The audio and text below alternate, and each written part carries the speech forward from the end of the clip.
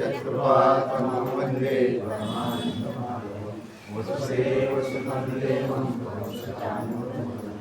देवकी परमानन्दं कृष्णं वन्दे जगद्गुरुं गुरुर्ब्रह्मा गुरुर्विष्णु गुरुर्देवो महेश्वरः गुरुसाक्षात् परब्रह्म तस्मै श्री गुरुवे नमः। ओम नमो ज्ञानेश्वराय तुमचा गुरुलालो पावनता तुमच्याचे मी कला कुशली काळी जणे बोलतो क्षणे अतिभाविका तुमचा गुरुलालो पावनता तुमच्याचे एका जनार्दनी तुमचा दास त्याची आस पुरवावी तुमचा गुरुलालो पावनता तुमच्याचे कुंडली करणायुक्त श्री ज्ञानदेव पंढरनाथ भगवान की जय। जगद्गुरु तुकाराम महाराज की जय। भगवान वाच कालचा श्लोक आपण घेतलेला आहे। सुदूरदर्शमिदं रूपं दृष्टवानसि यन्मम देवा अप्यस्य रूपस्य नित्यं दर्शनकांक्षिणः। या पार्थाच्या मला सवे एकाले देवे त्वा प्रेम ठेवणी यावे विश्वरूपी की। मग ये श्रीमूर्ती भेटावे सडी आयती ते शिकवण सुभद्रापती विसरला सीमा। अगा आंधळ्या अर्जुना आता आलिया मेरूही होय साना ऐसा आती मना चुकीचा भाव तरी विश्वात्म करू पडे जे गाविले आम्ही तुझ पुढे ते शंभूही परी न जोडे तपे करिता आणि अष्टांगाची संकटी योगी शिनता ती किरटी परी अवसर नाही भेटी जयाचे ते विश्वरूपे एखादे वेळ कैसे देखी अळूमाळ ऐसे स्मरता काळ जात असे देवा आशेच्या अंजुळी ठेवून हृदयाच्या निडळी ते जातक निराळी लागले जैसे तैसे उत्कंठा निर्भर होऊन या सुरवर भोकिताटही पहार भेटी जयाची परी विश्वरूपासारखे स्वप्नी कोणी न देखे हे तुवा प्रत्यक्ष तुवा सुखे देखिले हे। अशा प्रकारे भगवंताच्या मुखातून हा श्लोक आला। देव म्हणतायत हे अर्जुना तुला तू जे पाहिलेलं आहेस ते अनेकांनी इच्छा करून सुद्धा पाहता आलं नाही, पण तू ते पाहिलं।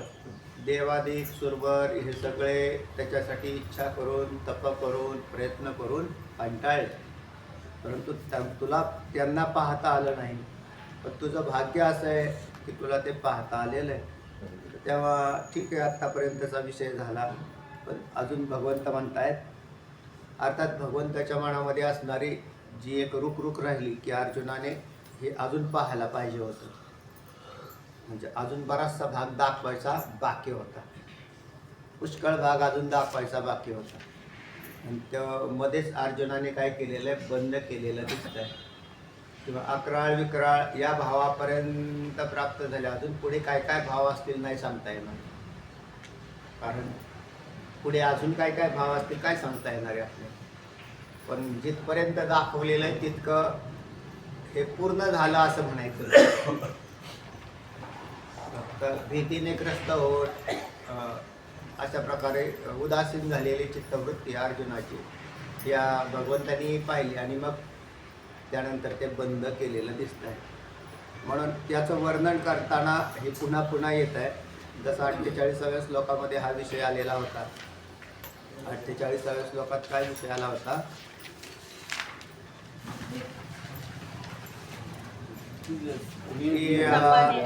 न वेद यज्ञाध्ययनार्थ दाने न चक्रियाधिर न तपोभिपुरुग्रहे एवं रूपा शक्य अहम लोके द्रष्टुम तदन्येन कुरु प्रवीर। तर त्यावेळेला भगवंत प्रत्यक्ष स्वरूप त्या विश्वरूपामध्येच होते आणि विश्वरूपाच्या त्यामध्ये असताना त्यांनी हा विषय काढ घेतलेला आहे। जसा मला वाटतं 46-45-46व्या श्लोकात 46 किरीटिनां गदिनां चक्रहस्तां इच्छामि मा त्वां द्रष्टुम अहम तथा एव। हे भगवंताला अर्जुन म्हणतो की मला तुझं ते किरीट्यानां गदिनां चक्रहस्त म्हणजे शंख चक्र गदा अशा प्रकारचं चतुर्भुज रूप पाहण्याची इच्छा आहे. आणि हे देवा, हे सहस्रभाव विश्वमूर्ते या रूपाने तू जो आत्ता प्रगट झालेला आहे तोच चतुर्भुज रूपाने काय हो, प्रगट हो, असा 46वा श्लोक येऊन गेला. त्यावेळेला देवांनी काय लगेच रूप बदललेलं नव्हतं. मग भगवंत अर्जुनाला म्हणाले की तुला प्रसन्न होऊन माझ्या ईश्वरी सामर्थ्याने हे माझे श्रेष्ठ अत्यंत तेज स्वरूप व्यापक अमर्याद अत्यंत प्राचीन विश्वरूप दाखवलेलं आहे. ते तुझ्या वाचून पूर्वी कोणीच पाहिलेलं नाही. म्हणजे याच्या अर्जुनाशिवाय हे पूर्वी कोणी पाहिलेलं नाही. किंबहुना अर्जुना वेद यज्ञ अध्ययन यांनी दान अलौकिक कर्म किंवा अगदी उग्र तप यापैकी कोणत्याही साधनाने किंवा सर्व साधनांनी मिळून या मनुष्य लोकात तुझ्या वाचून कोणाकडूनही अशा स्वरूपाचा मी पाहण्यास शक्य नाही. म्हणजे सगळी साधनही एकत्र केली, यज्ञादी यज्ञ अध्ययन वगैरे वगैरे सगळी साधनं एकत्र केली तरीही तुझ्या वाचून कोणीही पाहण्याला सामर्थ्यवान नाही. त्याच्यावरून या विश्वरूपाची श्रेष्ठता लक्षात येते. काय श्रेष्ठता आहे? त्याचं मूल्य काय आहे हेच देवाला पुन्हा पुन्हा पटवून सांगायचे. आताही श्लोक जो घेतलेला आहे तो त्याच्यासाठी घेतलेला आहे. आता पुढे येणारा श्लोक आहे तो अगदी समांतर येतोय. देव असे पुन्हा पुन्हा का सांगतात? किंवा देवांचा स्मृतिभ्रंश झालेला आहे का? जसा आपला होतो, काही वेळेला आपल्यालाच आठवत नाही काय चाललंय. म्हणजे आपला स्मृतिभ्रंश तसा देवाचा काय स्मृतिभ्रंश झालेला आहे का? तर देवाचा स्मृतिभ्रंश झालेला नाही, होऊच शकत नाही. आणि देवाला काय आठवत नाही असं बी नाही काय, किंवा पुन्हा पुन्हा तेच सांगावं असाही काय भाग नाही. पण ज्या वेळेला त्या पदार्थाची मूल्यता किंमत अमूल्य आहे असं सांगायचं असताना पुन्हा पुन्हा दुरोक्ती नावाचा दोष येताना दिसतो. तसाच हा दुरोक्ती नावाचा दोष नाही आलेला इथे. भगवंता पुन्हाही तेच म्हणतात. म्हणजे 48व्या श्लोकात जो विषय काढला तोच 53व्या श्लोकात काय घ्यायची कारण काय? तर भगवंताला त्याचं मूल्य अजून अधिक वाटतं किंवा अर्जुनाला कळालं नाही असं वाटतंय आणि म्हणून हा विषय घेतलेला आहे पुन्हा. हा श्लोक येतोय हरी नाहम वेद नाही, याचा छंद वेगळा आहे. नाहम वेदैर्न तपसा न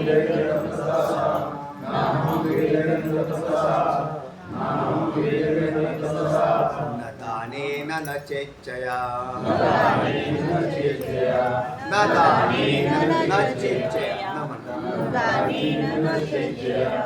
नाहं वेदैर्न तपसा न दानेन न चेच्छया.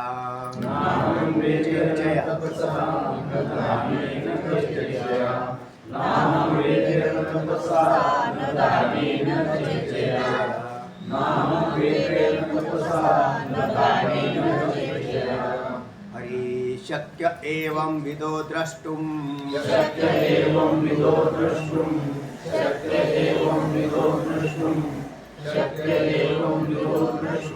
दृष्टवानसि मां यथा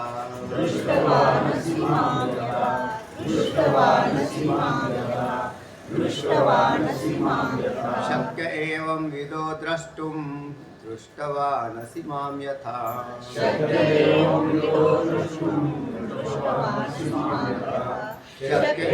विदो द्रष्टुं दृष्टवानसि मां यथा. शक्य एवं विदो द्रष्टुं दृष्टवानसि मां यथा. नाहं वेदैर्न तपसा न ध्यानेन न चेच्छया. शक्य एवं विदो द्रष्टुं दृष्टवानसि मां यथा.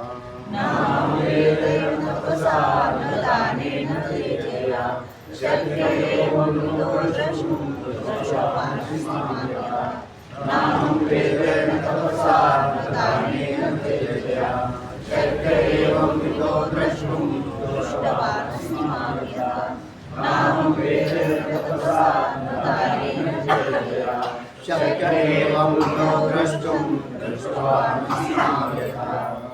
हरि न अहम वेदैहे न तपसा न दानेन न च इज्जया शक्य एवं विधः द्रष्टुं दृष्टवानसि मां यथा न अहम वेदैहे न तपसा न दानेन न च म्हणजे केवळ च काढला बाजूला च इच्छया शक्य एवं विधः द्रष्टुं दृष्टवानसि मां सांगतात पाटील. वाचायचं नाही. मी काय केलं आता पदच्छेद म्हणजे दोन एकत्र आलेली तीन एकत्र आलेली पद काय केलेली वेगळी याला म्हणतात पदच्छेद. प्रयत्न करा मग काय म्हणता येतं वाचा वाच. त्वं यथा मा दृष्टवान् असि एवं विधा. कुठे श्लोक कुठे 53 वा 53 तुम्ही कुठला घेतला श्लोक वाचो. वाचा बरं. नाहं वेदर्न तपसा न दानेन इज्जया.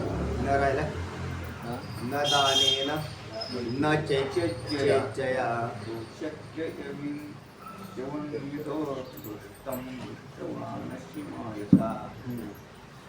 न अहम कोण सांगताय चांगलं वावरे काका. न अहम वेदेहे वेदैहे वेदेहे तपसा न दानेन न चेज्जया शक्य एव विधो एवं विधः विदः द्रष्टुं दृष्टवानसि मां यथा. अजून कोण सांगताय राऊतताय राऊतता येईल का सांग.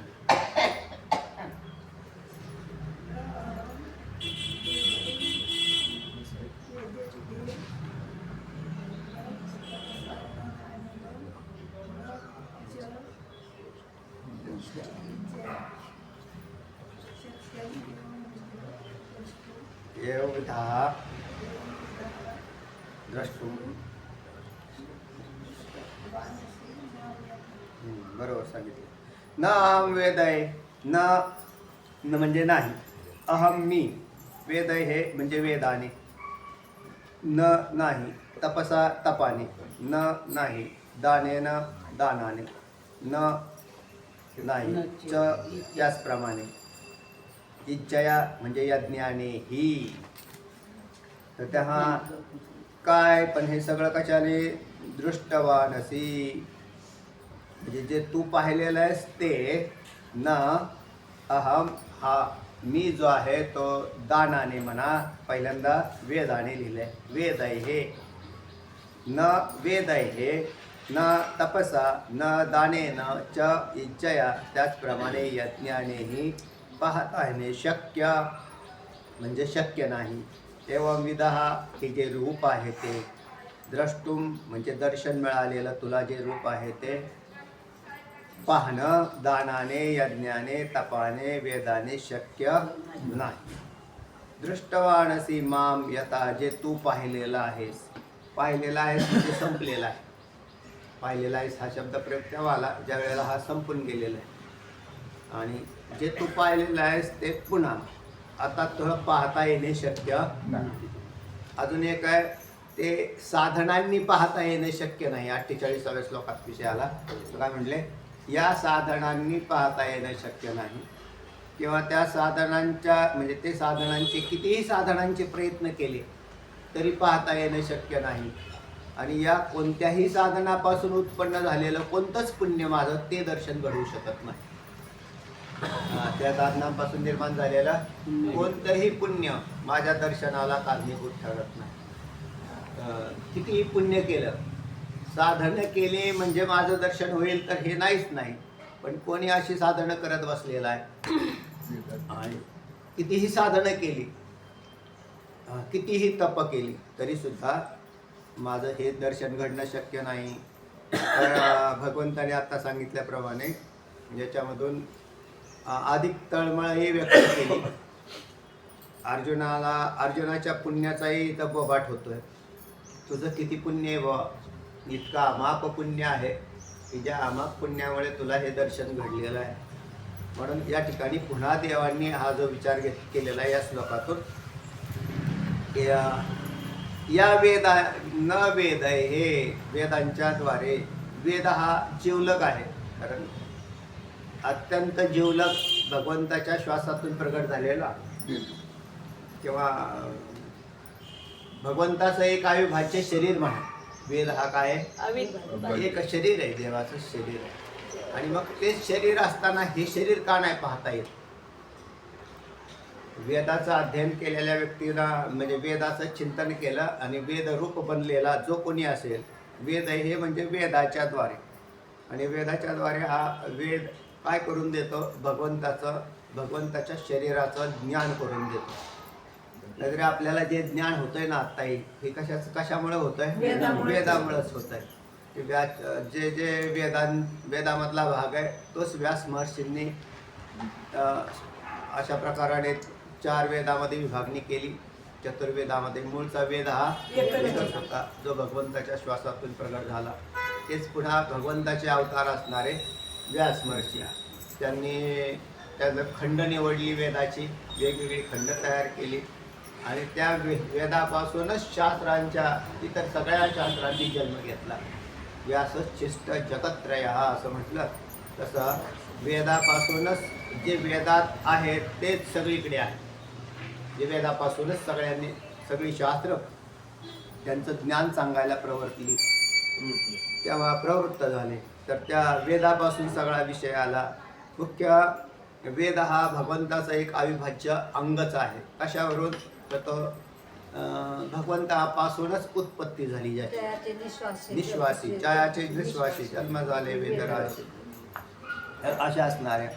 मग त्या वेदामधून जो विषय आलेला असेल त्याचं कोणी असं केलं की वेदांचं चिंतन केलं, अध्ययन केलं. ऋषीमुनींनी त्यांचे जन्म त्याच्यासाठी वाया घालवले, जसे आपण आपल्या संसारासाठी वाया घालवले. आपण आपले जन्म कशाला वाया घालवले? संसारासाठी. अजून डोक्यातला तो विषय निघतच नाही आपल्या, पण आपण तो संपूर्ण संसारासाठीच वाया घालवतो, कारण आपल्याला त्याचा छंद आहे. तसा ऋषीमुनींना हा छंद होता की ज्यांनी देवासाठी हा संपूर्ण शरीर हे केलं, वाहिलेलं होतं, अर्पण केलेलं होतं. त्यांनी संपूर्ण काही असे ते वेद अखंड मुखोद्गत करायचे, पुन्हा आणखी पुढच्या पिढीला सांगायचे. तर हे अखंड वेदाची शाळा पूर्वापार चालत आहे. कारण हे काय पूर्वी लिहिलेले कुठे नव्हते हे वेदात. पट्टी करायची, सगळे वेद मुखोद्गत असणारे. आणि आता सुद्धा काही कलियुगात माणसं आहेत की ज्यांचे काय करतात, करतायत ना वेदात, गाथापाठ करणारे वेदच पाठ करतात. याच्यात काय नाही. खाली ज्या संतांची वचनं आहेत त्यांचे बिसाट शब्द सुखे म्हणो येती वेद, ते वेद आहेतच.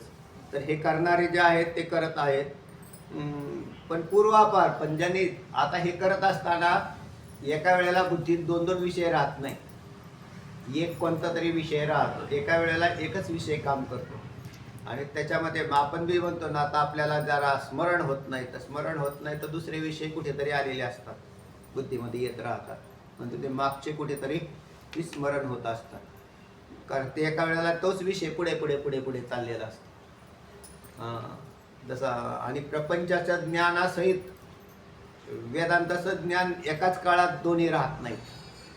ज्याला शास्त्राचं ज्ञान अवलोकन करायचं ना, मग त्याला शास्त्र ज्ञानात इकडे जास्त, त्याच्या डोक्यात जर दुसरी संसाराची ज्ञान भरलेली असतील किंवा भरत असत, तर त्यावेळेला हे ड्रॉप होऊन जातं. ज्यांनी अखंड जीवन या वेदासाठी वाहिलेलं आहे, आणि मग त्यांना तरी याने दर्शन द्यायला पाहिजे होतं. म्हणतात नाही, माझं दर्शन अखंड ज्यांनी मुखोद्गत केले, वेदा ज्यांच्या जिभेवर होते, त्यांना सुद्धा माझं हे दर्शन पाहता आलं नाही. पण ते तू पाहिलेलं आहेस, ते वेदांनी पाहिलं नाही, नंतर दानाने. म्हणजे आता वेदांनी म्हणण्यामध्ये वेद ज्यांनी मुखात, कारण वेद हा जड आहे, वेद काय कोणाच्या मुखात थोडाच जाऊन बसतो. पण ज्यांनी वेदाची साधना केली तर त्यांना वेदांनी पाहता आलं नाही, म्हणजे साधना करणाऱ्याकडे हा विषय जातो. वेदाची साधना करणारा त्याला हे माझं रूप पाहता आलं नाही. पुढे जाऊन म्हणतात की तपाने पाहता नाही आलं, तपसा तपाने.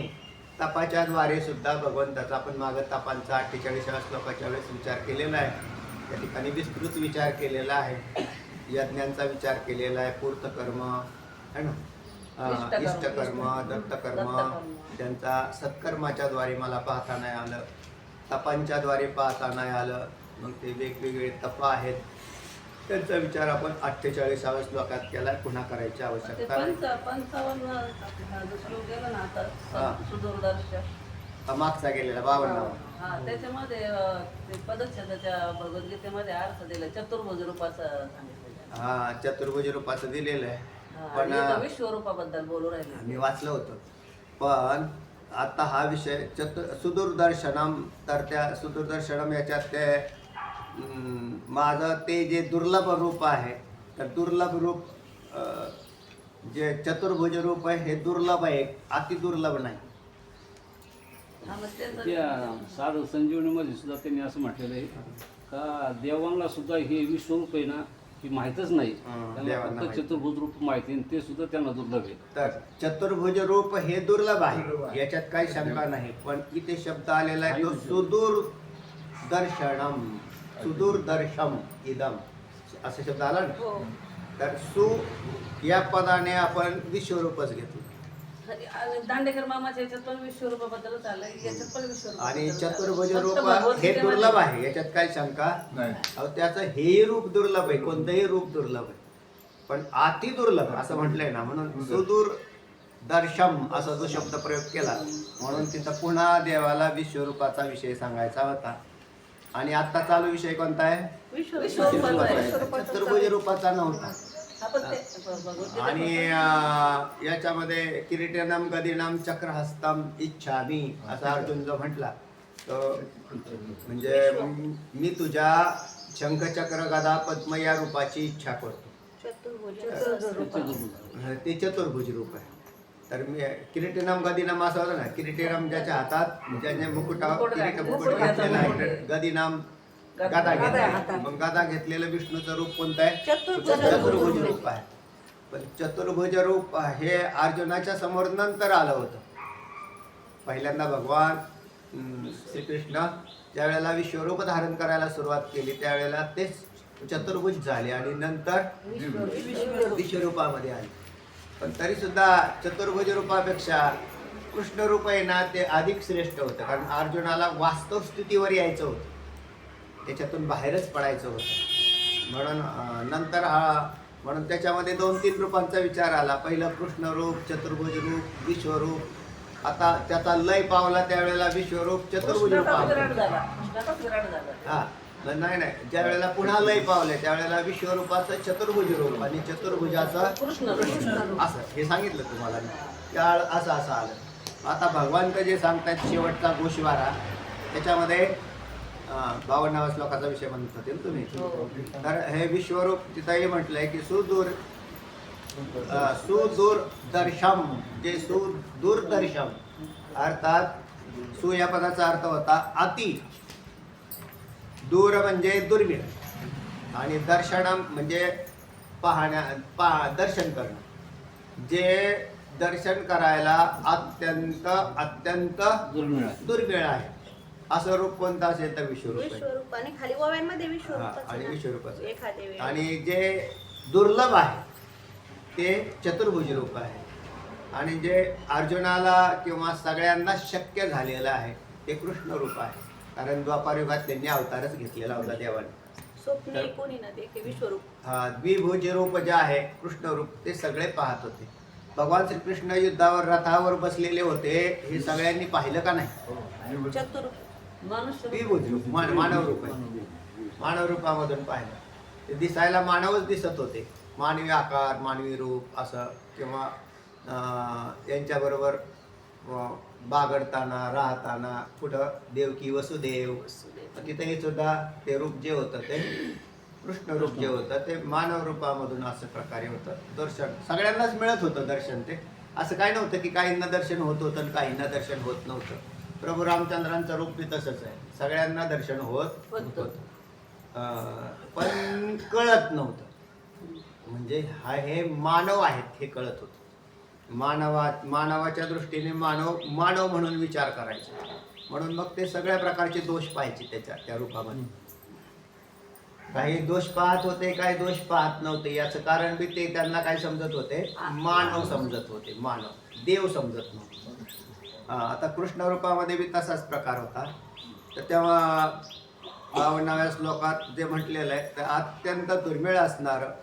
जे देवादिकांना दुर्मिळ रूप होतं चतुर्भुज रूप काय सगळ्यांना सारखं दाखवत नव्हते देव पण जेव्हा कधी त्याच्या भक्तीला प्रसन्न होत आमच्या तुकोबऱ्यांना चतुर्भुज रूप दाखवलं ज्यावेळेला भामचंद्रावरती साधना केली त्यावेळेला प्रथम सर्परूपात आले भुजंगाच्या तेव्हा तुकोबऱ्या म्हटले ह्या भुजंगाचं रूप मी काय पाहू देवा तुझं अशी तर तुझं सगळं विश्व हेच तुझं रूप आहे अख्खं विश्वच तुझं रूप आहे हे भुजंग म्हणजे तुझं रूप नाही हे मला थोडंच माहित नाही त्यामुळे मला हे रूप नको तुझं मग मला तुझं चतुर्भुज रूप दाखव असं म्हटलं होतं ते तुकोबऱ्यांनी आणि चतुर्भुज शंख चक्र गदा पद्म यासहित चतुर्भुज रूप भामचंद्रावरती भगवंतानी प्रगट होऊन दाखवलं मग आता तिथे म्हणजे त्यावेळेला चतुर्भुज रूपाचं दर्शन झालं त्याच्यानंतर विठ्ठल रूपामध्ये दर्शनं दिली तुकोबऱ्यांना विठ्ठल रूपात विठ्ठल रूप सुद्धा दुर्मिळ आहे हे तू कुठं आपल्याला कुठं ज्ञात आहे त्याचं विठ्ठल रूप पाहिलं पुंडलिक राजाने कोण आहे तर म्हणलं मी विठ्ठल आहे मग विठ्ठल रूपामध्ये प्रकट झाले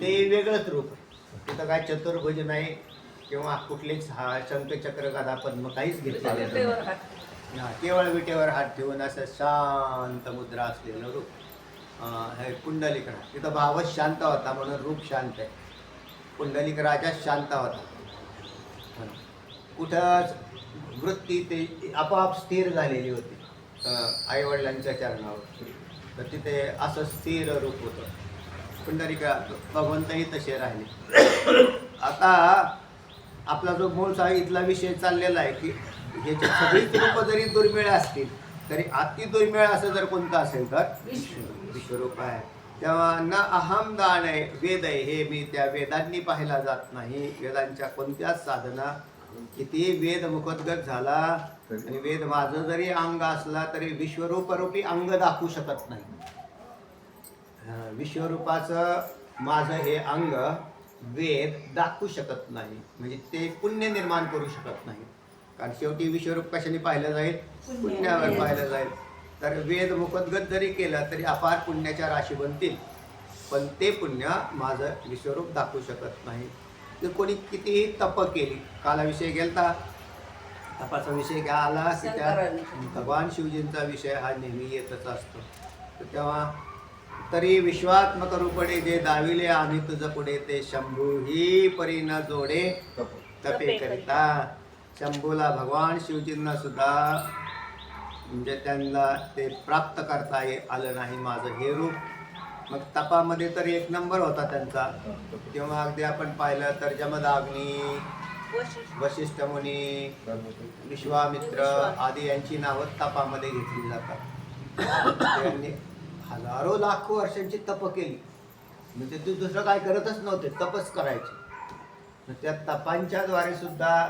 मी त्यांना हे विश्वरूप त्यांना बाकी सगळं करायला दिलं मी अगदी प्रतिसृष्ट्या उत्पन्न करायला लावलं सामर्थ्य दिलं बळ दिलं पण विश्वरूप दाखवलं नाही म्हणून त्या तपांच्या द्वारे माझ्या त्या विश्वरूपाची प्राप्ती त्यांना करता आली नाही न दानेन किंवा दान करण्यामध्ये आपण गेल्या वेळेसच पाहिलं होतं की अत्यंत श्रेष्ठ असणारे दानांच्या मध्ये हरिश्चंद्र राजासारखे दानशूर स्वप्नात दान देणारे म्हणजे वचनाला अजिबात बाधा न आणणारे स्वप्नात विश्वामित्राने दान मागितले त्या स्वप्नात दान देणारा अशा प्रकारचा कोण हरिश राजा हरिश्चंद्रासारखे किंवा शरीर ओवाळून टाकणारे शिबिराजासारखे शरीर ओवाळून टाकले, ज्यांनी स्वतःचं शरीर ओवाळून टाकलं दानामध्ये. दानातली किती श्रेष्ठता होईल. मग समजा त्याच्याही पेक्षा थोडंसं खाली आलं की मग वस्तू ओवाळून टाकल्या, काय वस्तू देण्यासारखे करण्यासारखे दानशूर. शरीर नाही ओवाळलं, पण शरीराच्या संबंधीच्या कवच कुंडलासारख्या वस्तू ज्या होत्या त्या वरण दिलं की आता मरणच देऊन टाकलं, हे देऊन टाकलं, तेही श्रेष्ठ आहे. किंवा अजून त्याच्याही खाली जर जसे उतरत जाऊ तसे दानशूर जगामध्ये अनेक दिसतात, वेगळे दानशूर आहेत. पण भौतिक संपत्ती दान करणारे हे थोडेसे खालच्या लेवलला आले. अगदी जीव ओवाळून टाकणारे किंवा सगळं समर्पण करणारे. मग असं केल्यानंतर तरी यांनी यावं का नाही, म्हणजे विश्वरूप दाखवावं का नाही. तरी सुद्धा दानानेही पुण्याचीच उत्पत्ती होते, तपानेही पुण्य उत्पन्न होतं, वेदानेही पुण्य, वेदाच्या अध्ययनानेही पुण्याच उत्पन्न होतं. त्याला क्रमच आहे. मुख्य वेदांचा आहे, नंतर तपांचा लावलेला आहे. म्हणून वेदांना 1 नंबर आहे, तपाला 2 नंबर आहे, 3 नंबर दानाला दिला आहे आणि त्याच्याही खाली यज्ञाला दिलेला आहे. कारण दानालाही यज्ञच म्हटलेला आहे. आणि नंतरच्या इच्छया म्हणजे यज्ञ म्हणण्यात इतर यज्ञ झाले बाकीचे जे कर्मकांडादी यज्ञ आहेत, म्हणजे राजसूय आदी यज्ञ असतील अगदीच, किंवा चातुर्मास्यादी. आता पुत्रकामेष्टी तर तो फारच खाली आला. म्हणजे पुत्राच्या इच्छेने केला जाणारा अश्वमेघ राजसूय हे यज्ञ आहे. त्यांनी सुद्धा पुण्याच विश्वजित यज्ञ सुद्धा आहे ना. विश्वजित आहे ना, त्याच्यातही दानाचाच विचार आहे. ते त्यावेळेस तर काहीच ठेवायचं नाही, सगळं देऊन टाकायचं. रघुराजाने यज्ञ केलेले असं सांगितलं जातं. रघुराजाने हा विश्वजित यज्ञ केलेला होता. तो दशरथांचा कृष्णाचा आपला रामाचा पंजोबा.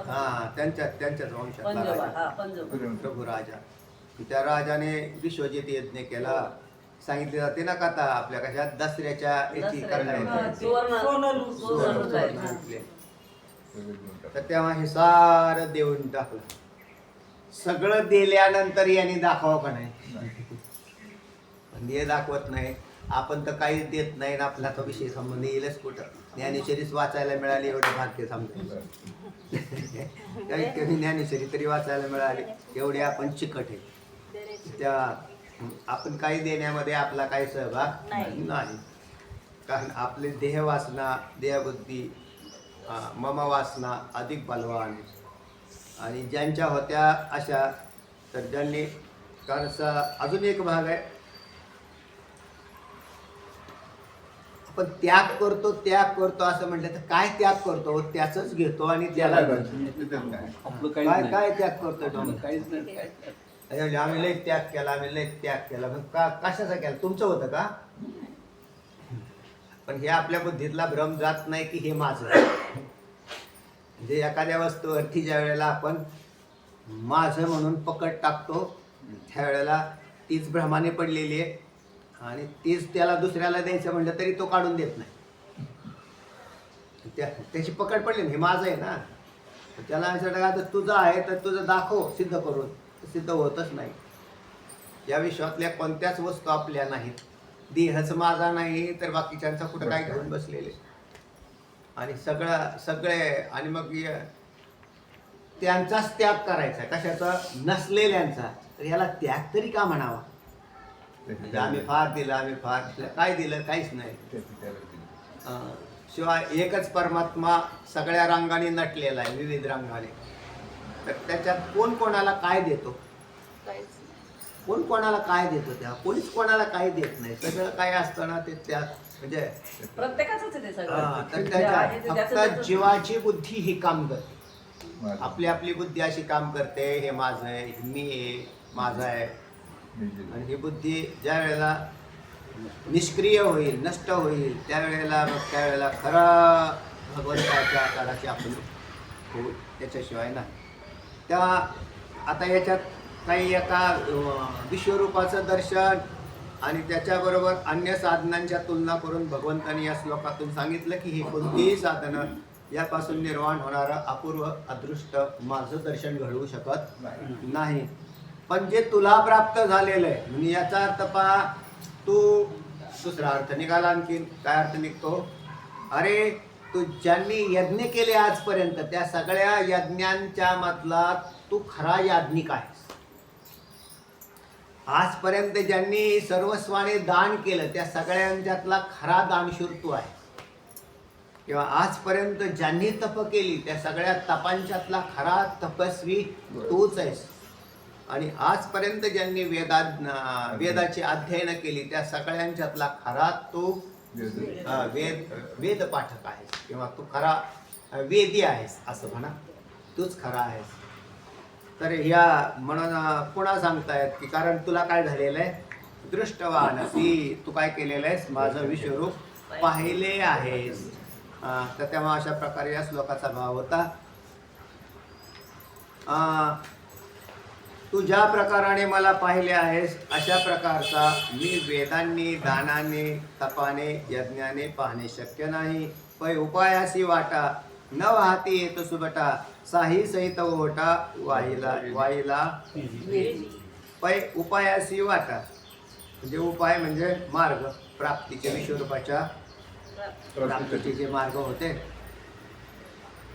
न वाहती येत सुबटा, इकडे येण्यासाठी प्राप्तीचा कोणताच मार्ग उपलब्ध होऊ शकत नाही.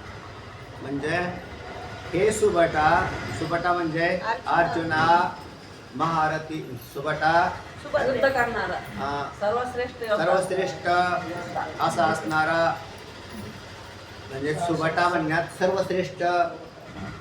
आणि हे नावही त्याला अनुसरूनच येतं, ओवीला अनुसरून.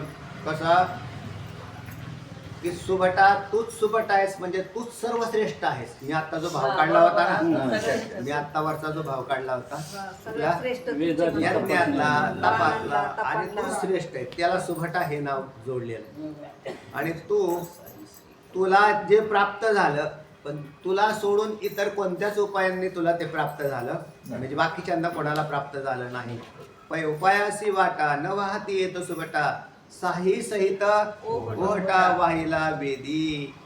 वरच्या श्लोकाचा भाव माऊलींनी भूमीमध्ये आणला की साही सहित म्हणजे 6 शास्त्रासहित जे सगळे. आणि कारण मार्ग व्हायला सुरुवात असाच होतोय ना, किंवा वरून खाली म्हणा किंवा खालून वर.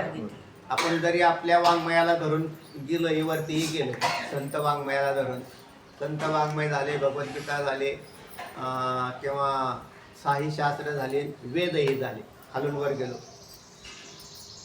तसा. मग हा जो एक प्रवाह वाहतोय या कोणत्याही प्रवाहाला म्हणजे हे त्यांच्याद्वारे माझी प्राप्ती होत नाही. म्हणजे हे उपाय माझ्यापर्यंत चालत नाही.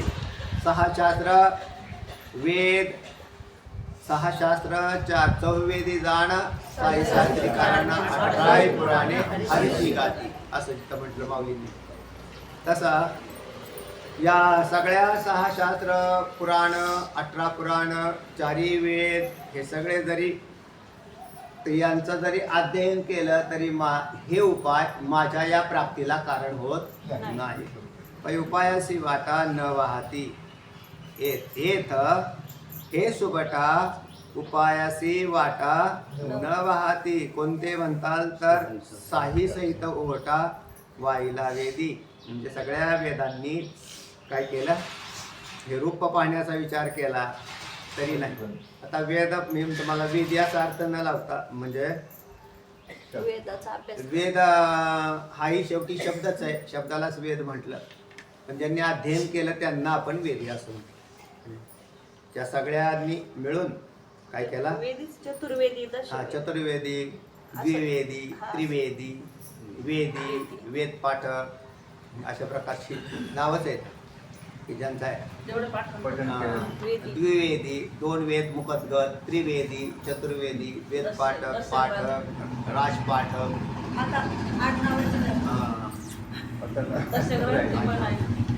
नाही अभ्यास करणारे बी आहेत पण आता आडनावाचा आणि याचा काही संबंध नाही.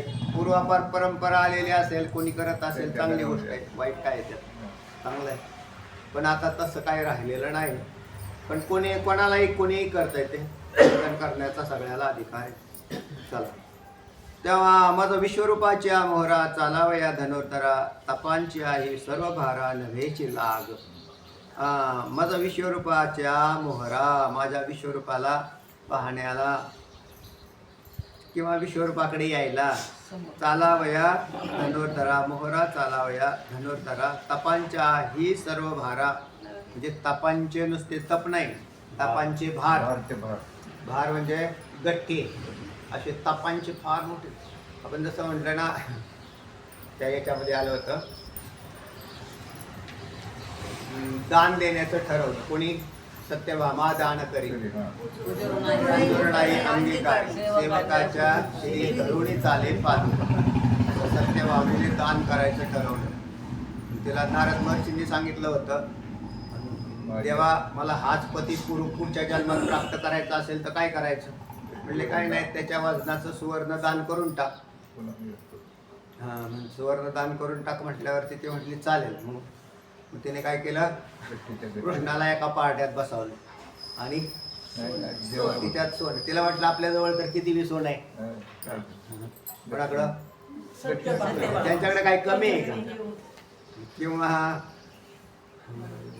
मूळचा हा भगवान श्रीकृष्ण देवच असल्या कारणाने त्याच्याजवळ, देवाजवळच काय कमी आहे सोन्याची, तर त्याच्यामुळे त्या सुवर्णाचं दान करायचं ठरवलं. मग सगळं सुवर्ण आहे ते सगळं आणून टाकलं, असं तराजू केला, त्याच्यात पृष्ठाला बसवलं आणि दुसऱ्या बाजू सोनं आणून टाकायला. सर सोनं तसं जड आहे, सोन्याला तो जड आहे बरं, त्याने काय हलका बिलका बी नाही फुलफुलीत असा. त्याच्यात टाकलं, तराजू काही खाली झालं. मग त्याने सगळं आणायचं ठरवलं, सगळ्यांना बोलावलं, काय काय असेल ते द्या म्हटलं. त्या सत्यभामेने काय केलं, सगळं दान टाकल्यानंतर काय म्हटलं, सत्यभामा दान करी पण हुजूर नाही अंगीकारी. तिथं तर सत्यभामा दान. अजून दुसरं एक चरण कुठलं आहे, दाढीले गरुड आणले हनुमंत, पाचारी तिथं खाली. रोपण पालटिता झाला भीमा. ते याच्या खाली आहे, समतुके पान तुळशी, समतुके पान तुळशी.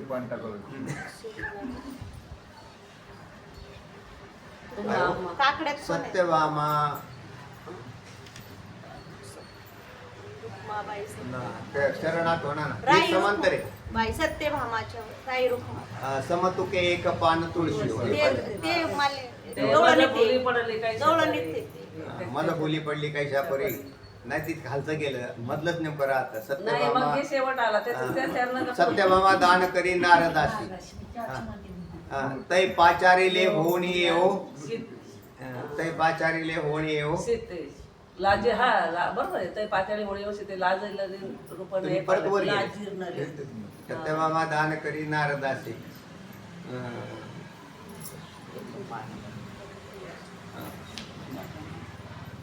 नाही आठवत, सहज बोलता बोलता म्हणे पण असं मानता नाही. मानता लगेच येते.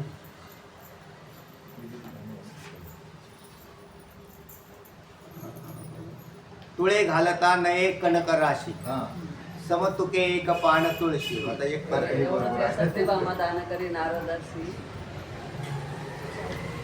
हा बरोबर. ते ते नाही, ते तिकडे जाते ते नाटक गवळणीतले झाली का वाढ ठरली वाढ. तै तुळे समतुके पान एक तुळशी हो, तुळे घालिता नये कनक राशी. हा, आता बरोबर आहे. तुळे घालिता नये कनक राशी. कनक राशी म्हणजे सोन्याच्या राशी त्या तराजूत टाकल्या तरी सुद्धा अजिबात हाला ना, म्हणजे गडी काय जागची जाग्यावर ते नसते पाहतात. बघा असून काय असलं तर ना बघा. आणि मग शेवटी हा तिला सांगितलं, म्हटले असं नाही होत, त्याच्यात उपाय सुद्धा आहे. कारण ज्यांनी हे का सांगितलं तर त्याला उपाय आहे ना. मग म्हटले काही नाही, हा प्रेमाचा भुकेला असतो, म्हणजे याचं वजन प्रेम करत, सोनं याचं वजन करत नाही. मग ते तुळशीचं एक पत्र त्याच्यावरती टाकल्याबरोबर ते समतुके एक पान तुळशी. माधव झाला बरोबर. हा माधव झाला बरोबरीचा. तर हा बरोबरीचा झाला. पण मग आता त्याच्यात किती भार टाकले सुवर्णाचे? तुळशीपत्र नाही सोन्याचे किती मी टाकले, सोन्याच्या राशी टाकल्या तरी सुद्धा त्याचं वजन होत नाही. तसं तपाचे सर्व भार टाकले, तपाचे सर्व भार टाकले. तिथं सोन्याचे टाकले होते, इथे कोणते टाकले? तपाचे टाकले. तरी विश्वरूप दाखवलं जाणार नाही, तरी विश्वरूप पाहता येणार नाही. तेव्हा माझं विश्वरूपाची आमोरा चालावया धनोतरा, तपांची या सर्व भारा नभेची लाग. तरी ते तप त्याला मला माझी प्राप्ती करून देत नाही. किंवा अगदी आणि दानादी किर कानडे, दानादी किर कानडे, हे तर दानादी तर कुठे घेऊन बसले हो. मी यज्ञही तैसा न सापडे, कोणत्याही यज्ञाला मी सापडत नाही, कोणत्याही दानालाही मी प्राप्त दानाच्या द्वारे प्राप्त होत नाही. जैसे निका सुरवाडे देखिला त्वा, जसा तू पाहिलेला आहेस ना अर्जुना, म्हणजे सुरवाडे देखिला तुझा, तू मला ज्या जसा पाहिलेला आहेस तसा.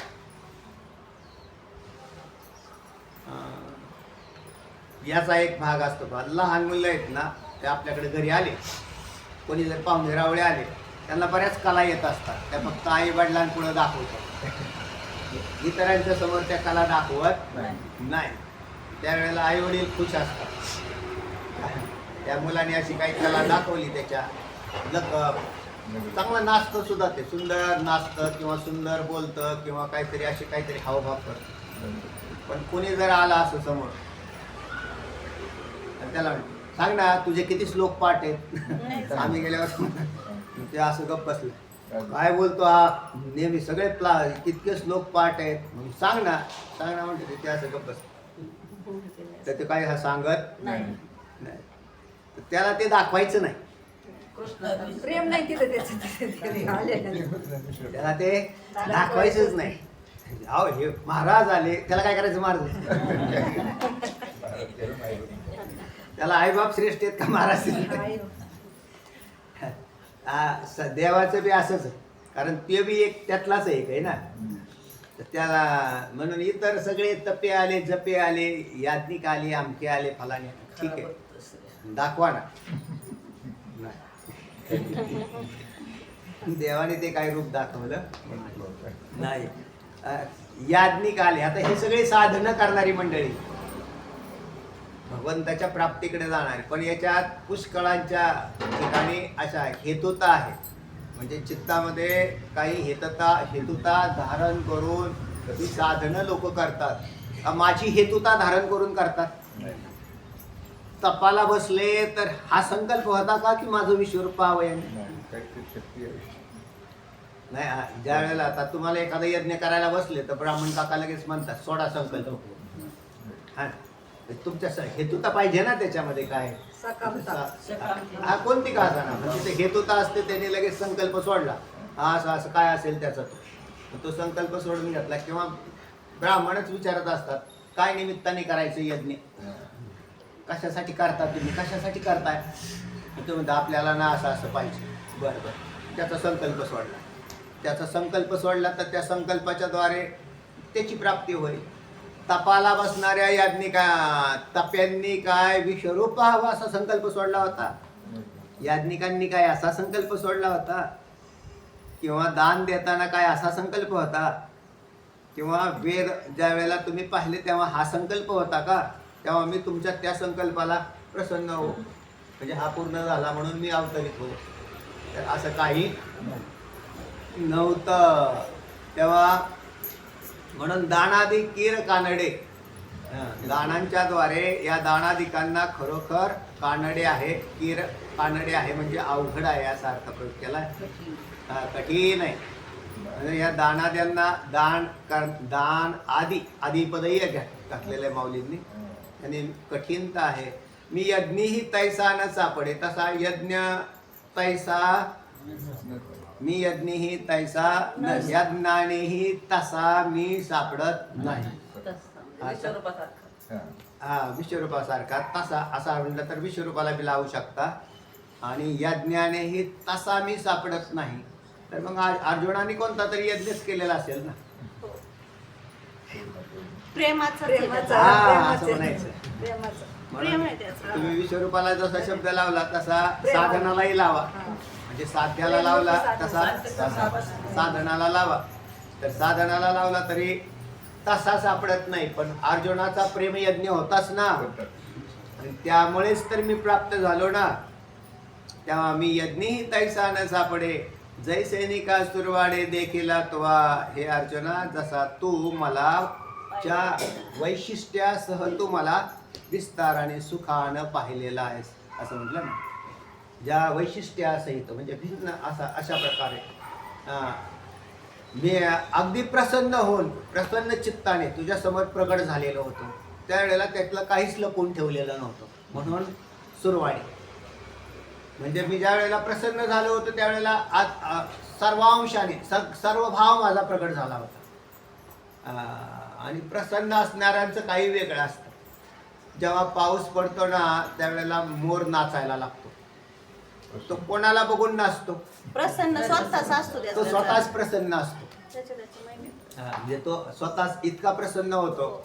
म्हणून ज्या वेळेला पर्जन्य तुम्ही पाहा ना, तुम्हाला बघून नाही नाचत, नाही, त्याचं तुम्ही त्याच्याकडे पाहत असा, वा वा वा मोर कसा नाचतो. आमच्या रानात फार मोर आहेत. तिथे इथं बी आहेत. आमच्या रानात मोर येतं. आमच्या रानात मोर येतं, घोरपडी येतं, नंतर ससे येतं, नंतर त्या लांडोरी आहेत, म्हणजे हे सगळे हरणं आहेत. असं काय सगळं ठेवणार वनच आहे आहे. तुम्हाला? तुमच्यापर्यंत काय ठेवणार आहे? आमच्यापर्यंत काय राहते? खाऊन टाकते. चक्र मारायला आम्ही परवडणार नाही आपल्याला. आम्ही पाणी मारतो आणि ती पर्यंत खाऊन टाकलं. बारामती पेडगाव चक्र मारण्यात काय परवडणार? ठीक आहे. नाही, त्याच्यात काय त्यांच्या सेवेसाठी तरी आहेत का नाही आपण? हा, मग तेवढेच ते खातात. त्यांनी तरी कुठं जावं बिचाऱ्यांनी? होतं दया. तर त्या अशा प्रकाराने मला काय म्हणत मी की जसा मोर नाचायला लागला तर तो कोणाला पाहून नाचतो का? नाही, तर त्याच्या प्रसन्न मनाने काय होतो? नाचत राहतो. तसं देव विश्वरूप आकार धारण केलं, मोरासारखंच होते ते बी. देव म्हणून सुरवाडे असा शब्द प्रयोग केलाय. जय सैनिका सुरवाडे देखील तुवा. हे अर्जुना, तू जसा पाहिलं ना, बस म्हटले. कारण त्या वेळेला मी प्रसन्न होतो रे. आणि मग तुला जे दर्शन मिळालं ते कदाचित पुन्हाही एखाद्याने कोणी विचारलं की तुमचं ते विश्वरूप दाखवा, आणि मी प्रसन्नही झालो त्याच्यावर, तरी असा दाखवेल असं नाही. असं नाही होऊ शकत. तैसा मी एकीची परी आतुडे गावधारी, जरी भक्ती घेऊन वरी विच्छित्ता ते का.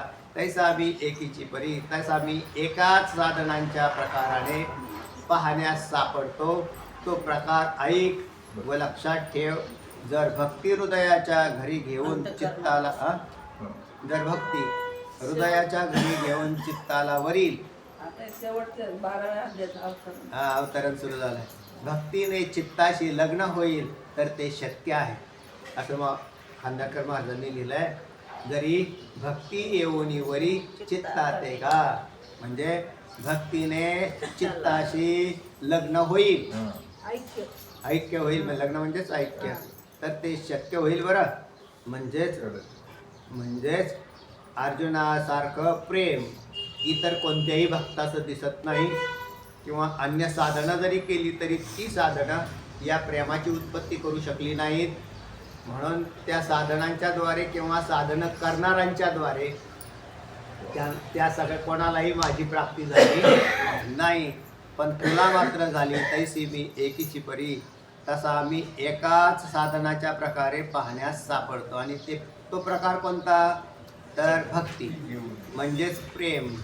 जर भक्ती हृदयाच्या घरी घेऊन चित्ताला येईल, तीच भक्ती काय झाले?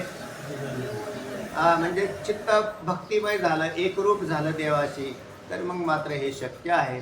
अशा प्रकारचा 53वा श्लोक संपला. आता 54वा श्लोक सुरू होतो, तो नंतर पाहू. कुंडली पंढरनाथ भगवान की जय.